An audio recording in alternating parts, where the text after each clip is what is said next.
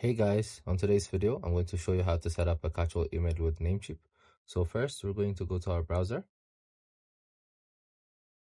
So there, we're going to search for namecheap.com. So as you can see, this is their official website. So we're going to go to our account. As you can see, this is our dashboard.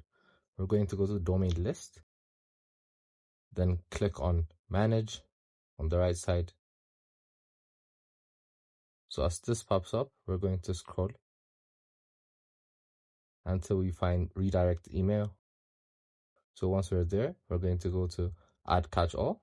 So here we're going to type the email we want it to be forwarded to. So in this case, my email@gmail.com. So we're going to click on the tick mark. So now everything is going to be forwarded to this email. I hope you guys like this video. Subscribe for more, follow for more. Hope to see you again. Goodbye.